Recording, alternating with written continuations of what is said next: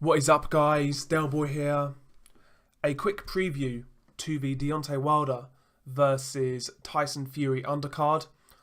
I will do a prediction for the main event in the coming days, but in the meantime, I thought I would preview the undercard. Now, as you can see, the undercard, it's not the best, is it? Let's be honest about it. Really lackluster. It doesn't really get the juices flowing, as they say. But nevertheless, let's go through the card and see what we think. Jarrett versus Jason Wellborn. Jarrett is going to be defending his IBF and WBA super welterweight titles. And Jason Wellborn, he's a domestic level guy in the UK.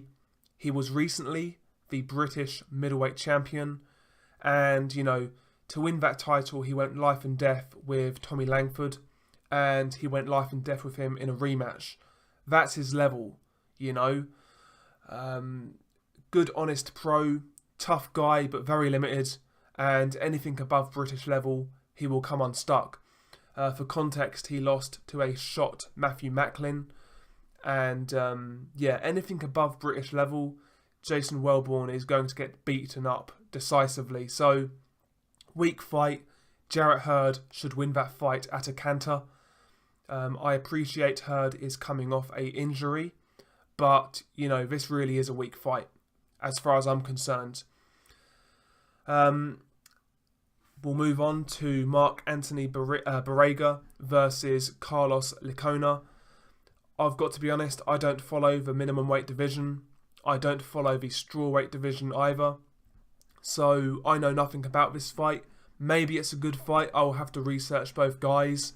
But maybe that's a good fight. We will see. But I'll have to move on from it.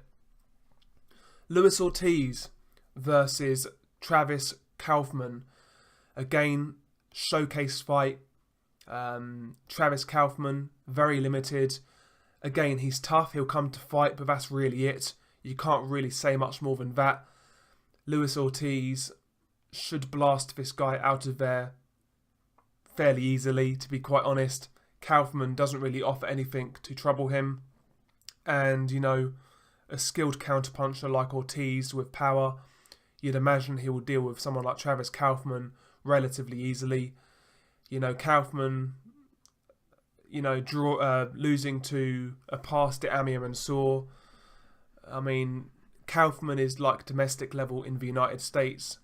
An okay guy, but, this isn't a competitive fight whatsoever. Ortiz is going to beat him up and take him out, and it should happen quite quickly as well. We move on to Joyce versus Joe Hanks. Now, this is disappointing for me, to be quite honest. They said that Joyce would be stepping up on this card, and names were mentioned, such as Gerald Washington. I thought that fight would have been perfect for Joyce and his development, but unfortunately that never happened, and here we are. We're stuck with Joyce versus Joe Hanks. Now, listen, Joe Hanks has a decent record, and for any old 6-0 guy to be fighting somebody like Joe Hanks, it's quite a good step up. But Joyce is 33 years old. He had a large amateur background. He really needs to be getting a move on. And Joe Hanks really does nothing for him. Joe Hanks is a very limited guy himself. I've seen Joe Hanks fight before. He fought Andy Ruiz a few years ago, and he got taken out in that fight quite decisively.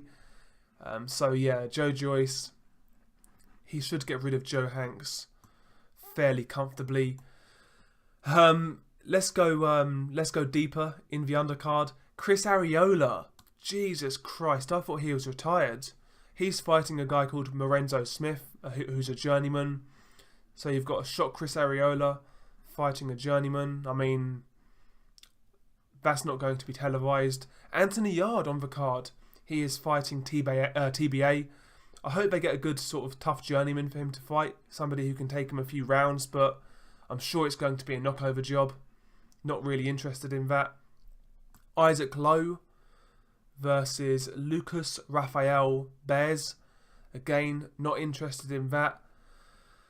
Jesse Rodriguez, a prospect, is fighting. Not interested.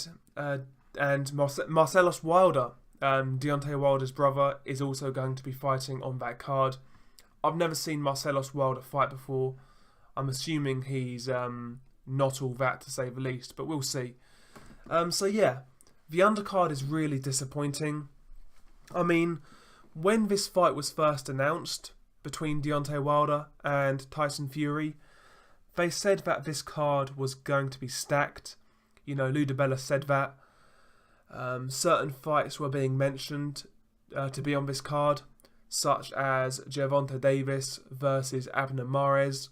I think Keith Thurman's return was even talked about being on this card at one point, but here we are, 2 weeks out, and look at the state of this card.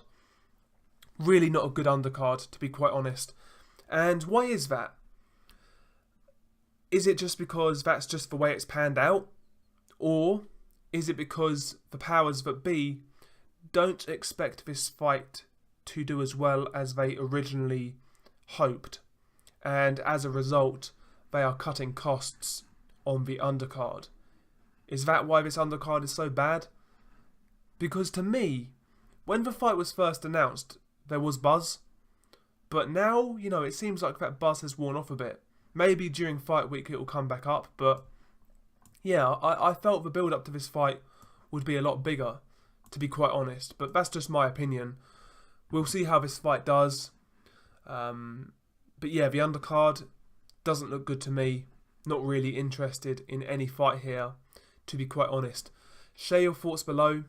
Peace.